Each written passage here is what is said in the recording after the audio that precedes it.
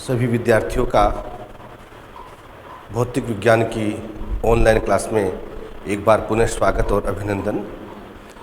जैसा कि विद्यार्थियों हम लोग रोज़ाना जो हमारी ऑनलाइन क्लास पढ़ रहे हैं उसमें कल हम लोगों ने विद्युत द्विध्रुव के कारण इसकी अक्षीय रेखा पर तीव्रता का व्यंजक पढ़ा था। मैंने आपको पूर्व में बता दिया है कि अक्षीय और निरक्षीय इन दोनों में से परीक्षा में एक व्यंजक प्रय आता है। यदि हम विगत वर्षों के प्रश्न पत्रों पर ध्यान दें तो 2021 की परीक्षा में यह प्रश्न काफ़ी महत्वपूर्ण है। शुरुआत करते हैं निरक्षीय रेखा पर तीव्रता। सारे बच्चे ध्यान देना, विद्युत द्विध्रुव का मतलब होता है समान परिमाण और विपरीत प्रकृति वाले आवेशों का एक ऐसा युग्म जिसमें दोनों आवेश एक दूसरे के अति निकट स्थित हो। यहाँ पर ये -q आवेश हमने मान लिया बिंदु A पर है, +q आवेश बिंदु B पर है। ये मध्य बिंदु है O। द्विध्रुव में स्थित दोनों आवेशों के मध्य विस्थापन हमने मान लिया है d, तो यह हो गया है -q से मध्य बिंदु तक की दूरी d/2 और इसी प्रकार से +q की भी दूरी कितनी हो गई d/2। बच्चों, जब हमने अक्षीय रेखा की बात की थी तब आप सबको बताया गया था विद्युत द्विध्रुव में स्थित दोनों आवेशों को मिलाने वाली रेखा अक्षीय रेखा कहलाती है। जब बात करते हैं निरक्षीय रेखा पर तो आप इसके मध्य बिंदु पर एक परपेंडिकुलर डाल दीजिए। यह हो गई है निरक्षीय रेखा। इस निरक्षीय रेखा पर द्विध्रुव के मध्य बिंदु O से मान लेते हैं बच्चों एक निश्चित दूरी r पर यह कोई पॉइंट S है जहां पर हमें विद्युत क्षेत्र की तीव्रता ज्ञात करनी है। तो हमारा आज का जो उद्देश्य है, ऑब्जेक्ट है, वो क्या हो गया है? विद्युत द्विध्रुव के कारण इसकी निरक्षीय रेखा पर इसके मध्य बिंदु O से r दूरी पर स्थित जो बिंदु S है वहाँ हमें विद्युत क्षेत्र की तीव्रता ज्ञात करनी है। हम सब लोगों को भली भांति मालूम है जहाँ कहीं भी आवेश है वहाँ विद्युत क्षेत्र उत्पन्न होता है। किसी भी स्थान पर विद्युत क्षेत्र के उत्पन्न होने का कारण है एक आवेश या अनेक आवेश, स्थिर आवेश अथवा गतिमान आवेश या परिवर्ती चुंबकीय क्षेत्र। तो यहाँ पर विद्युत द्विध्रुव में कितने आवेश हैं? एक -q और एक +q। हमने मान लिया है कि माना -q के कारण से अभिष्ट बिंदु पर जो विद्युत क्षेत्र है वह E1 उत्पन्न हो रहा है और +q के कारण से अभिष्ट बिंदु पर विद्युत क्षेत्र की तीव्रता E2 है। आप साथ साथ नोट्स बनाते जाएंगे। नोट्स में आप लोग चित्र बना लेंगे, फिर आप क्या लिखेंगे कि द्विध्रुव के मध्य बिंदु O से r दूरी पर जो बिंदु S है वहाँ हमें विद्युत क्षेत्र की तीव्रता ज्ञात करनी है। इसके लिए हमने क्या मान लिया? माना विद्युत द्विध्रुव में स्थित आवेश -q और +q के कारण अभिष्ट बिंदु पर उत्पन्न तीव्रताएं क्रमशः है E1 और E2 है। विद्यार्थियों, जब हम लोगों ने विद्युत क्षेत्र रेखाओं को प्रदर्शित करने का तरीका सीखा था, विद्युत बल रेखाएं जब हमने खींचनी सीखी थी उस समय हमने बात सीखी थी कि जब +q की बात आती है तो आपने सबने जाना था कि जो विद्युत क्षेत्र रेखाएं हैं वे होती है आवेश से बाहर की ओर। जब -q की बात आती है तब आपने जाना था कि जो -q आवेश है उसके लिए विद्युत बल रेखाएं हैं वे अनंत से आवेश की ओर और प्लस की स्थिति में आवेश से अनंत की ओर। तो हमारे पास में जो -q है इसके लिए तो तीव्रता की दिशा होगी अंदर की ओर और प्लस के लिए होगी बाहर की ओर। अपन लोग इसको आगे बढ़ाते हैं। पहले ध्यान देते हैं हमारा यह जो अभिष्ट बिंदु S है विद्युत द्विध्रुव के कारण इसकी निरक्षीय रेखा पर, इस बिंदु की स्थिति विद्यार्थियों इस तरह से है कि यह -q और +q दोनों से इसकी दूरी समान है। हमने मान ली है।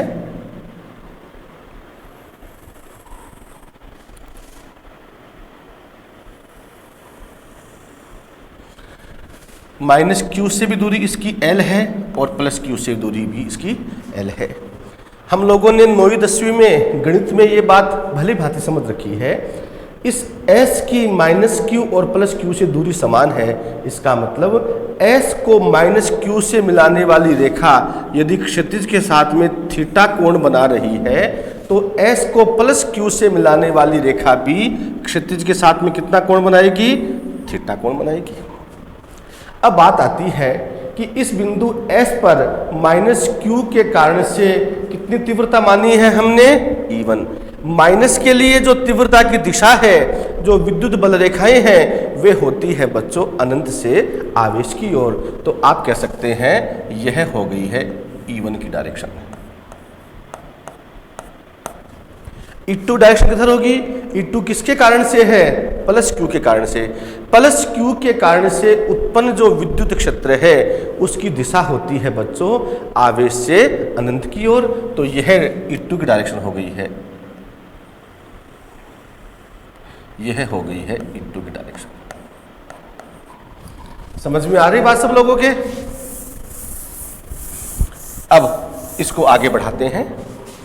विद्यार्थियों, आप सब लोगों को ज्ञान है कि विद्युत क्षेत्र की जो तीव्रता है उसका सामान्य सूत्र क्या होता है? हमने पहले पढ़ रखा है। इसका मान था हमारा E बराबर KQ/R²। तो हम लोग इसका सहारा लेते हुए हमारा आगे का काम करते हैं। अब देखो बच्चों, यहाँ पर तीव्रता एक तो E1 है, एक E2 है। हमें बिंदु S पर परिणामी विद्युत क्षेत्र की वैल्यू ज्ञात करनी है। आप लोगों को मैं बेस समझाने के लिए कक्षा 11 की तरफ ले जाता हूँ। कक्षा 11 में आप लोगों ने सदिशों के संयोजन का समांतर चतुर्भुज का नियम पढ़ा था। यदि आप लोगों की याद है तो आप ध्यान देंगे सारे बच्चे। ये मान लीजिए आपका समांतर चतुर्भुज बन गया है। इस समांतर चतुर्भुज में एक तो ये भुजा और ये भुजा, दोनों क्या हो गई? ये आसन्न भुजाएं हो गई। तो सदिशों के संयोजन का समांतर चतुर्भुज का नियम क्या कहता था? यदि दो सदिशों वेक्टर P तथा वेक्टर Q को किसी समांतर चतुर्भुज की दो आसन्न भुजाओं से व्यक्त करें तो इन दोनों का परिणामी समांतर चतुर्भुज का वह विकर्ण होगा जो इनके आसन्न बिंदु से होकर गुजरता है। यानी इस S से होकर जाने वाला जो विकर्ण है वो किसको व्यक्त करेगा? परिणामी को। ध्यान देना सारे बच्चे, ये हो गया है परिणामी विद्युत क्षेत्र की दिशा। अब और ध्यान दीजिए, यह कोण थीटा है तो विद्यार्थियों यह कोण भी थीटा होगा। क्यों होगा भाई? क्योंकि ये एकांतर कोण है। यह कोण थीटा तो यह कोण थीटा होगा। क्यों होगा? संगत कोण है। तो अब आपके सामने ऐसी स्थिति आ गई है कि यह जो E1 है इस परिणामी विद्युत क्षेत्र की दिशा के साथ में कितना कोण बना रहा है? थीटा। तो अब आप क्या करेंगे? E1 और E2 को घटकों में बांट देंगे।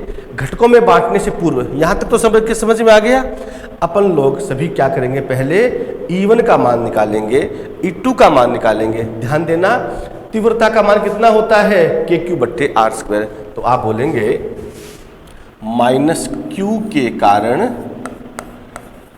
अविष्ट बिंदु S पर विद्युत क्षेत्र की तीव्रता। माइनस Q के कारण अभिष्ट बिंदु S पर विद्युत क्षेत्र की तीव्रता। बोलो बच्चों क्या आएगी? वैल्यू E1 बराबर, सूत्र क्या है? KQ/R²। K का मतलब कूलाम नियतांक, ये K आ गया। और Q की जगह क्या आ जाएगा? माइनस Q बट्टे क्या आएगा? R²। R का मतलब आवेश की अभिष्ट बिंदु से दूरी। हमारा आवेश माइनस Q, अभिष्ट बिंदु S, दूरी कितनी मान रखी हम लोगों ने? L। तो यह आ गया है K-Q/L²। समीकरण नंबर 1। इसी प्रकार से हम बात करें प्लस Q के कारण अभिष्ट बिंदु S पर विद्युत क्षेत्र की तीव्रता। यह मान क्या आ गया भाई? E2 बराबर, सूत्र आपके सामने है। क्या है भाई? KQ/R²।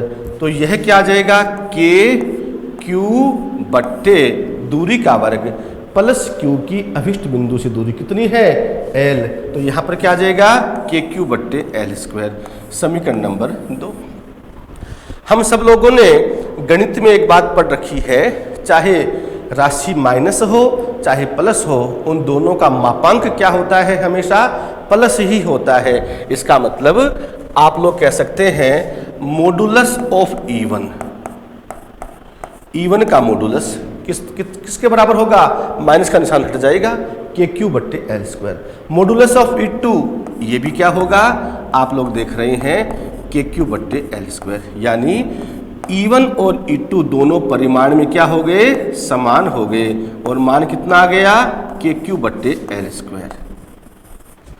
बोलो सब बच्चों के समझ में आ रही बात? E1 का मापांक और E2 का मापांक दोनों बराबर है और मान कितना आ गया? KQ/L²। यहां तक उतार लिया। अब आगे बढ़ते हैं।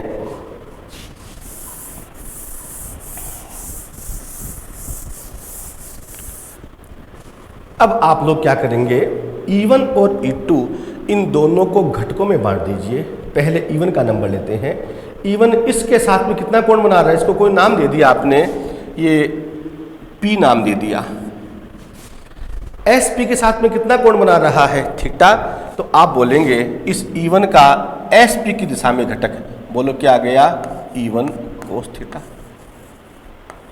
अब इसका ऊर्ध्व घटक वो क्या होगा? E1 sin theta.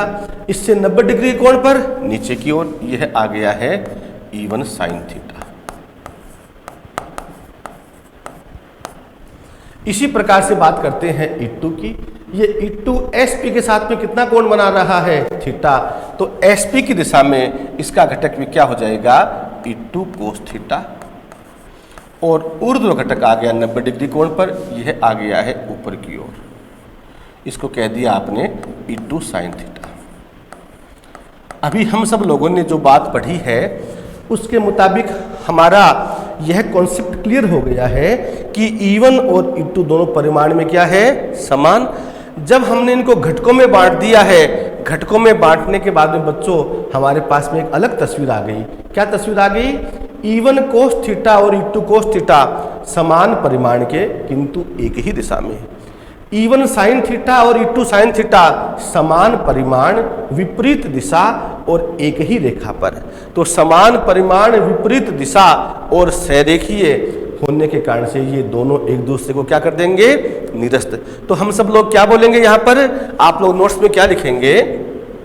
चित्र की भांति E1 और E2 को क्षैतिज एवं ऊर्ध्व घटकों में वियोजित करने पर हम पाते हैं कि E1 sin थीटा और E2 sin थीटा समान परिमाण विपरीत दिशा एवं सरेखीय होने के कारण एक दूसरे को निरस्त कर देते हैं, जबकि ये दोनों घटक एक ही दिशा में होने से जुड़ जाते हैं। इसका मतलब यह हो गया बच्चों कि इस बिंदु S पर जो परिणामी विद्युत क्षेत्र की गणना हम करने जा रहे हैं उसमें किसका योगदान रहा?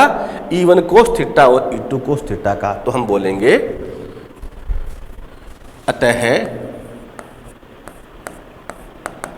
बिंदु S पर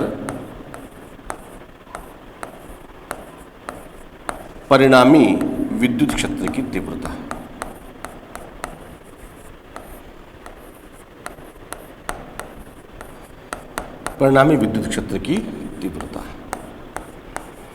ये आप कह सकते हैं E बराबर, बोलो भाई किसका योगदान होगा? ये दोनों एक ही दिशा में हैं तो E बराबर आ जाएगा E1 cos theta plus E2 cos theta. चूंकि हमारे ये कॉन्सेप्ट क्लियर हो चुका है, E1 और E2 दोनों परिमाण में क्या है? समान। तो चाहे तो आप इसको लिख सकते हैं 2 E1 cos थीटा या चाहे लिख सकते हैं 2 E2 cos थीटा, क्योंकि दोनों परिमाण में समान है। तो यह बन गया है हमारा, और E बराबर 2 E1 cos थीटा। ये बच्चों समीकरण नंबर 4 आ गई है। बोलो किसी भी छात्र के या छात्रा के यहाँ तक दिक्कत है? हमारे पास में E1 और E2 दोनों का मान इतना है ही है। अब हम cos थीटा का मान और निकालते हैं। कैसे निकालेंगे ध्यान से समझना। आपके पास में त्रिभुज है ये AOS, चाहे ये ले लो चाहे ये BOS ले लो, कोई सा भी ले सकते हैं। आप कह सकते हैं त्रिभुज AOS में cos थीटा बराबर, 9वीं कक्षा में त्रिकोणमिति में सारी बातें क्लियर हैं। साइन थीटा बराबर लंब बट्टे कर्ण, कोस थीटा बराबर आधार बट्टे कर्ण। आधार क्या है d/2, कर्ण क्या है l, चाहे ये ले लो एक ही बात है, d/2 आधार कर्ण l। तो कोस थीटा बराबर आ गया d/2 बट्टे l। तो बच्चों ये क्या आ गया है d/2l। ये समीकरण नंबर आ गई है बच्चों, मान लीजिए 5 नंबर। आपके पास में जो परिणामी विद्युत क्षेत्र का मान है वो समीकरण 4 से यह आ रहा है, E1 का मान समीकरण 3 से और कोस थीटा का मान समीकरण नंबर 5 से। तो हम लोग क्या बोलेंगे, समीकरण 3 व 5 का प्रयोग समीकरण 4 में करने पर, समीकरण 3 व 5 का प्रयोग समीकरण 4 में करने पर ध्यान देना, यह वैल्यू आ जाएगी E बराबर 2। E1 का मान कितना है, ये तो है E1 का परिमाण, यह आया है KQ बट्टे l² इंटू क्या है भाई कोस थीटा। कोस थीटा का मान कितना है d/2l, ये आ गया है d/2l।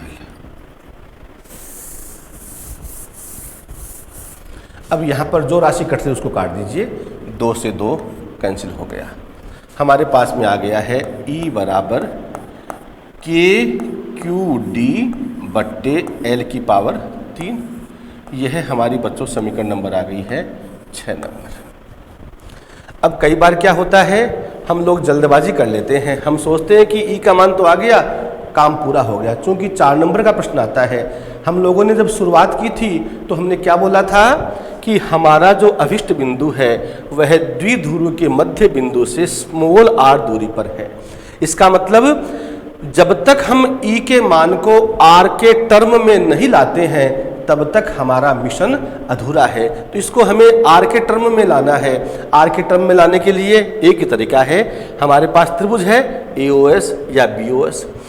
यहाँ पर हम पाइथागोरस प्रमेय का इस्तेमाल करते हैं। आपके सामने है, ये भुजा क्या है कर्ण, कर्ण स्क्वायर बराबर क्या हो जाएगा लंब स्क्वायर प्लस आधार स्क्वायर, चाहे ये ले लो चाहे ये ले लो। तो अपन लोग वापिस r के टर्म में लाने के लिए क्या करेंगे, इस त्रिभुज AOS में पाइथागोरस प्रमेय का प्रयोग करेंगे, या बोल देंगे चित्र की ज्यामिति से, कैसे भी बोल सकते हैं आप लोग। आप बोलेंगे त्रिभुज AOS में पाइथागोरस प्रमेय से। क्या कहती है पाइथागोरस प्रमेय, कर्ण स्क्वायर, कर्ण क्या हो गया भाई l² बराबर लंब स्क्वायर, लंब क्या है r, तो यह आ गया है r² प्लस आधार स्क्वायर, आधार क्या है d/2, आधार स्क्वायर हो गया d²/4। ये बच्चों l² का मान आ गया। हम लोगों को मान किसका चाहिए, l की पावर 3 का।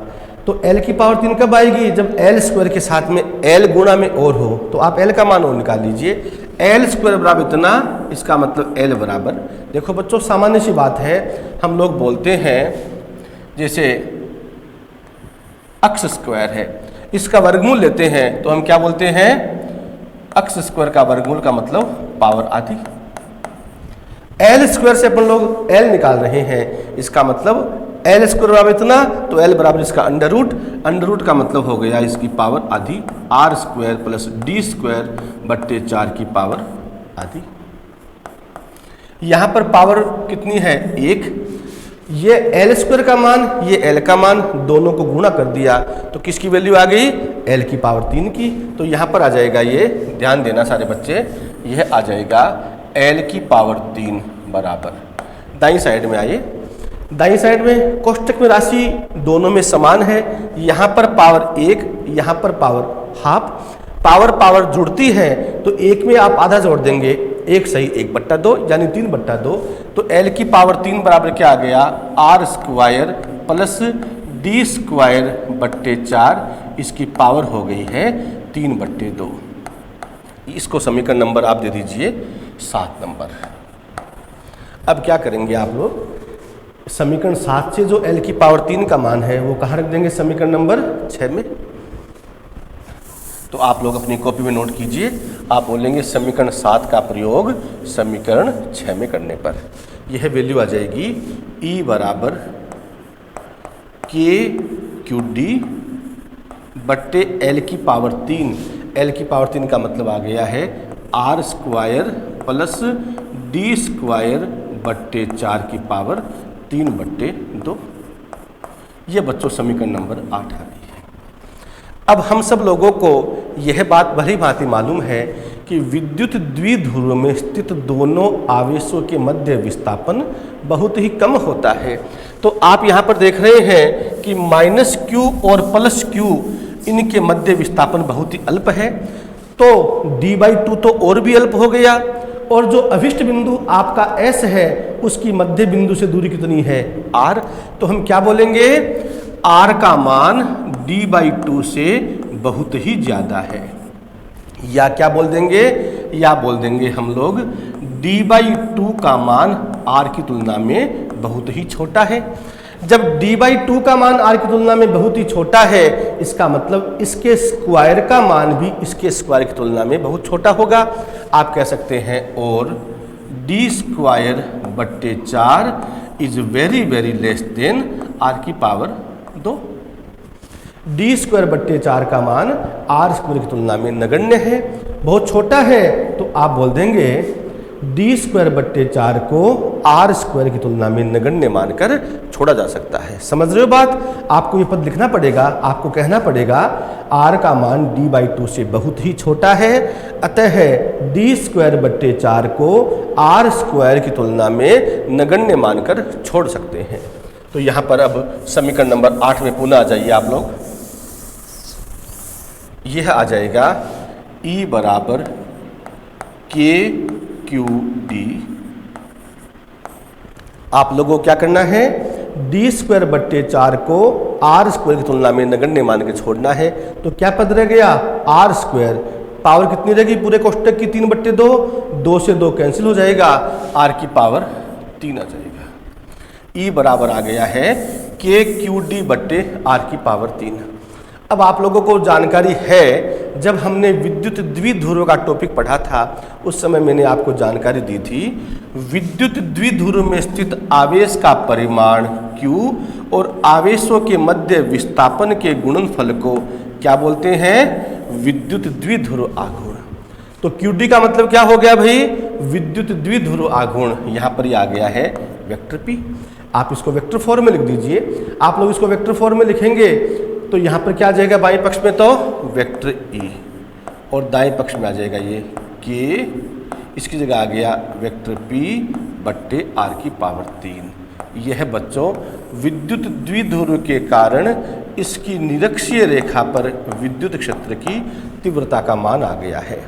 अब यदि आप लोग ध्यान दें, कल हम लोगों ने जो अक्षीय रेखा वाला व्यंजक पढ़ा था वो कितना आया था भाई, यदि आपको याद है तो वो बच्चों आया था E अक्षीय बराबर 2kp/r⁴।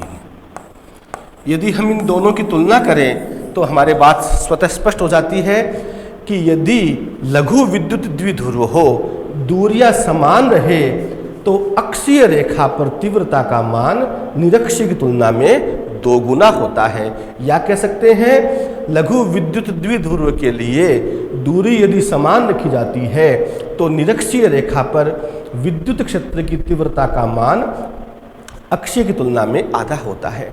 कई बार क्या होता है बच्चों, परीक्षा में आप लोगों से 1 नंबर के छोटे से प्रश्न में आपको कह दिया जाता है, एक विद्युत द्विध्रुव के कारण इसकी अक्षीय रेखा पर विद्युत क्षेत्र की तीव्रता मान लीजिए दे दी आपको 20 न्यूटन प्रति कूलाम है। फिर साथ में कहते हैं यदि दूरी समान रखी जाए तो बताइए यदि इस बिंदु को निरक्षीय रेखा पर ले लें तो तीव्रता का मान कितना होगा। तो उस समय आप लोगों को अनावश्यक गणना नहीं करनी है, बात स्वतः स्पष्ट है कि निरक्षीय रेखा पर यदि दूरी समान है तो निरक्षीय रेखा पर तीव्रता का मान अक्षीय की तुलना में आधा रह जाएगा। तो कितना आ जाएगा, 10 न्यूटन प्रति कूलाम। बोलो भाई, सबकी बात समझ में आ गई। यह बच्चों हमारा विद्युत द्विध्रुव के कारण इसकी निरक्षीय रेखा पर तीव्रता का मान है। परीक्षा में 1 नंबर के प्रश्न में यह भी पूछ लेते हैं, विद्युत द्विध्रुव के कारण इसकी अक्षीय और निरक्षीय रेखा पर तीव्रता का अनुपात लिखिए जबकि दूरियां समान है। तो अनुपात की बात आएगी तो आप बोलेंगे अक्षीय और निरक्षीय के लिए 2:1। निरक्षीय और अक्षीय की बात है आप बोल देंगे 1:2। ये हमारा बहुत ही महत्वपूर्ण टॉपिक है, वो समाप्त होता है। इसके बाद में बच्चों हम लोग आगे वाला टॉपिक पढ़ रहे हैं, काफ़ी महत्वपूर्ण है, इस चैप्टर का आखिरी टॉपिक है।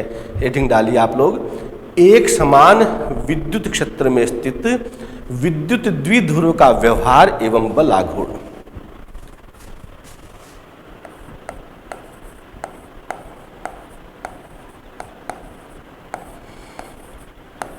एक समान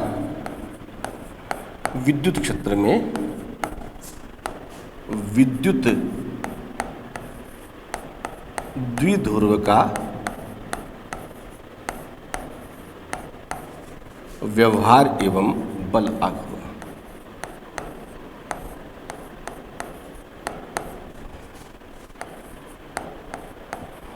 इसकी शुरुआत कर देते हैं।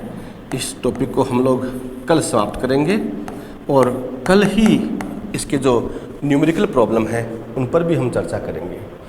एक समान विद्युत क्षेत्र है। आप लोगों को जब मैंने विद्युत क्षेत्र के बारे में जानकारी दी थी उस समय मैंने कहा था जब एक समान आए इसका मतलब क्या होता है, यदि विद्युत क्षेत्र की तीव्रता का परिमाण और दिशा सर्वत्र समान रहे तो उसे हम क्या बोलते हैं, एक समान विद्युत क्षेत्र।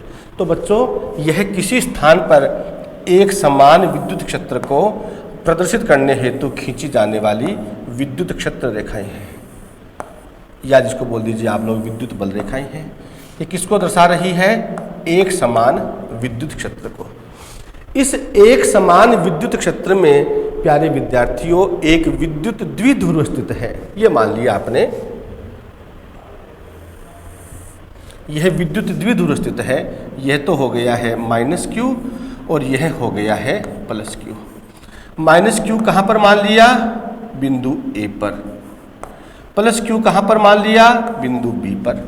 यदि यह विद्युत द्विध्रुव इस प्रकार से विन्यस्त होता तो हम क्या बोलते कि विद्युत द्विध्रुव इस तरह से विन्यस्त है कि यह विद्युत क्षेत्र की दिशा के साथ में थीटा कोण पर है। लेकिन अभी आप लोग देख रहे हैं एक निश्चित कोण पर है, इस कोण को आपने कह दिया ये कोण कितना है, थीटा है। तो हम बोलेंगे एक समान विद्युत क्षेत्र में एक विद्युत द्विध्रुव इस तरह से स्थित है कि यह विद्युत क्षेत्र की दिशा के साथ में थीटा कोण पर है। विद्युत द्विध्रुव में स्थित दोनों आवेश है -Q और +Q, इनके मध्य विस्थापन क्या मान लिया हमने, हम लोग जो मानते आ रहे हैं विस्थापन मान लिया हमने, D मान लिया। यह इसका मध्य बिंदु है जिसको हम लोग O बोलते हैं। आप सब लोगों को जानकारी है जब आपको विद्युत क्षेत्र की तीव्रता की परिभाषा बताई गई थी, यदि आपके ध्यान में है तो आपने उस समय पढ़ा था वेक्टर E = वेक्टर F/Q0। हालांकि उस समय हमने लिमिट भी लिखी थी, लिमिट Q0 टेंड्स टू 0। वो आपको समझाने के लिए था ताकि आप समझ सके कि Q0 का मान इतना अल्प हो ताकि मूल विद्युत क्षेत्र में कोई परिवर्तन नहीं हो। तो E = F/Q0, इसका मतलब F बराबर क्या आ गया है, Q0 × E। तो विद्यार्थियों इस आधार पर हम कह सकते हैं, क्या बोल सकते हैं कि यदि कोई भी आवेश विद्युत क्षेत्र में स्थित है तो उस पर लगने वाला बल क्या होगा, F = Q × E। एक नंबर का प्रश्न बन सकता है, विद्युत क्षेत्र E में किसी आवेश Q को रखे जाने पर उस पर लगने वाले बल का मान लिखो, तो आप बोलेंगे F = QE। यहाँ पर हमारे पास में आवेश एक तो है +Q, एक है -Q। हमारी यह बात स्पष्ट हो चुकी है कि जब भी प्लस की बात आती है विद्युत क्षेत्र की तीव्रता की दिशा किधर होती है, आवेश से बाहर की ओर, और माइनस की बात आती है अंदर की ओर। तो इस +Q पर तो लगने वाला जो बल होगा विद्यार्थियों वो तो होगा विद्युत क्षेत्र की दिशा में बाहर की ओर। इसको बोल दिया आपने, बल कितना आ गया भाई, QE। और इस -Q पर लगने वाला बल ये आएगा आवेश की तरफ, ये हो गया है -QE। एक तो है -QE और एक है +QE। सारे बच्चे ध्यान से समझना।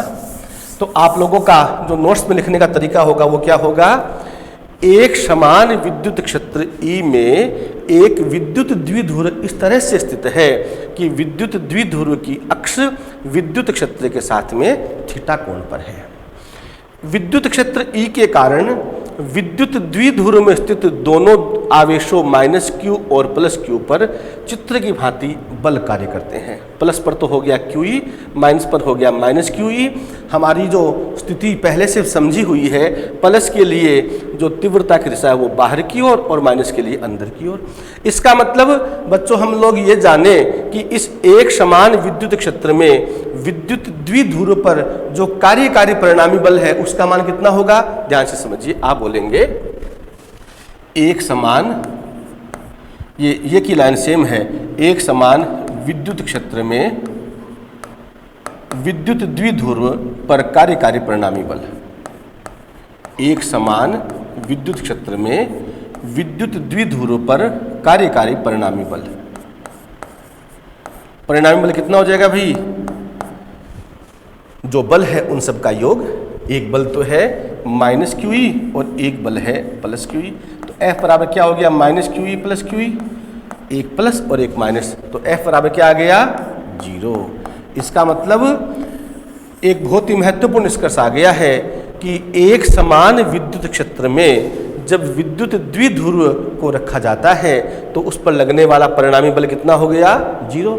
अब बल 0 नहीं है। आप लोगों ने जब 9वीं कक्षा में बल की परिभाषा पढ़ी थी, क्या बताया था, बल वह कारक है जो किसी वस्तु की अवस्था में परिवर्तन ला दे। तो बल नहीं है, इसका मतलब आप बोलेंगे कि एक समान विद्युत क्षेत्र में विद्युत द्विध्रुव का रेखीय विस्थापन नहीं होगा। बहुत महत्वपूर्ण बात है, परीक्षा में पूछा जाता है एक समान विद्युत क्षेत्र में विद्युत द्विध्रुव का रेखीय विस्थापन का मान लिखो। तो आप क्या बोलेंगे, एक समान विद्युत क्षेत्र में विद्युत द्विध्रुव पर कार्यकारी परिणामी बल F बराबर 0, अतः विद्युत द्विध्रुव का रेखिक विस्थापन नहीं होगा। अब बच्चों आगे बढ़ते हैं। रेखीय विस्थापन तो नहीं होगा। अब देखो बेटा, यहाँ पर एक तो माइनस QE, एक प्लस QE, दोनों बल क्या है, समान परिमाण, विपरीत दिशा, परंतु ये संरेखीय नहीं है। इस कारण से ये क्या करेंगे, एक बल युग्म का निर्माण करेंगे। और इस बल युग्म का प्रयास क्या रहेगा कि विद्युत द्विध्रुव को विद्युत क्षेत्र के समांतर विन्यस्त करते हैं। तो हम क्या बोलेंगे, विद्युत द्विध्रुव में स्थित आवेशों पर लगने वाले बल समान परिमाण और विपरीत दिशा में है, परंतु संरेखीय नहीं होने से एक बल युग्म का निर्माण करते हैं। तो हमें इस बल युग्म का आघूर्ण ज्ञात करना है। बल युग्म का आघूर्ण, व्यवहार तो हो गया ना, व्यवहार तो क्या हो गया कि एक समान विद्युत क्षेत्र में विद्युत द्विध्रुव का रेखीय विस्थापन नहीं होता है। अब हम ज्ञात कर रहे हैं बल आघूर्ण। तो एक समान विद्युत क्षेत्र में इस बल युग्म का आघूर्ण, बल आघूर्ण का सूत्र हम सब लोगों की याद है, क्या होता है भाई, बल गुणा बलों के बीच की लंबवत दूरी। तो बल आघूर्ण को हम टॉ से दर्शाते हैं, तो यह आ जाएगा बल इंटू बलों के बीच की लंबवत दूरी, बल गुणा बलों के बीच की लंबवत दूरी। अब आप इसको स्ट्रक्चर को पूर्ण कर लीजिए, एक त्रिभुज का निर्माण कर लीजिए। ये बन गया हमारा त्रिभुज ABC। तो टॉ बराबर बल की जगह तो क्या आ जाएगा, बल का परिमाण, इसका परिमाण कितना, प्लस QE, इसका परिमाण कितना, प्लस QE, तो यह आ गया है QE। अब आपको लिखना है बलों के बीच की लंबवत दूरी। देखो बेटा ध्यान देना, एक बल तो है, देखो मान लीजिए मेरा बायां हाथ F1 है, दायां हाथ F2 है, तो बलों के बीच की लंबवत दूरी ये आ गई। यहाँ पर यह तो है, इधर वाला बल माइनस QE, इधर वाला बल प्लस QE, तो बलों के बीच की लंबवत दूरी कितनी हो गई, ये वाली हो गई ना, BC। इसको बोल देंगे QE इंटू BC। समीकरण नंबर दे दीजिए आप लोग, इसको 2 दे दीजिए। अब BC का मान निकालना है, कैसे निकालेंगे भाई, इस त्रिभुज ABC में यह कोण कितने डिग्री का, 90 डिग्री का। इसका मतलब ये भुजा क्या हो गई, कर्ण हो गई, ये भुजा क्या हो गई, आधार, और ये भुजा क्या हो गई, लंब हो गई। तो आप बोलेंगे लंब बट्टे कर्ण is equal to sine theta. तो आप बोलेंगे त्रिभुज ABC में लंब कितना है, BC, बट्टे कर्ण कितना है, AB, AB का मतलब D, तो लंब बट्टे कर्ण is equal to sine theta. तो BC बट्टे D is equal to sine theta, तो इससे BC बराबर क्या आ जाएगा, D साइन थीटा। इससे आ गया है BC बराबर D sine theta. B C बराबर डी साइन थीटा। इस बी सी का मान रख दीजिए यहाँ पर। तो यह आ जाएगा टो बराबर क्यू ई और बी सी की जगह आ गया डी साइन थीटा। अब क्या करते हैं, थोड़ा सा रीअरेंज कर लेते हैं। तो यह आ जाएगा टो बराबर डी को क्यू के साथ लिख देते हैं, क्यू डी इंटू आ गया ई साइन थीटा। क्यू डी का मतलब क्या होता है, विद्युत द्विध्रुव में स्थित आवेश का परिमाण इंटू आवेशों के मध्य विस्थापन का गुणनफल क्या कहलाता है, विद्युत द्विध्रुव आघूर्ण। तो टो बराबर क्या आ गया, P E sine theta. Tau बराबर पी ई साइन थीटा। इसको वेक्टर फॉर्म में लिख दे अपन लोग। जब हमने कक्षा 11 में सदिशों का गुणनफल पढ़ा रहा था, एक तो था अदिश और एक था सदिश।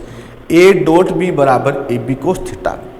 यदि ये ए बी कोस थीटा के रूप में होता, हम क्या बोलते, ए डॉट बी। ये किस रूप में है, ए बी साइन थीटा, तो क्या बन जाएगा, ए क्रॉस बी। तो टो बराबर आ गया पी ई साइन थीटा, या बच्चों आप वेक्टर फॉर्म में लिखें तो यह आ जाएगा vector tau is equal to vector P cross vector E. तो इस प्रकार से हमारा यह पहला अध्याय समाप्त होता है। बाकी हम लोग कल पढ़ेंगे। कल हम इसके न्यूमेरिकलों की चर्चा करेंगे।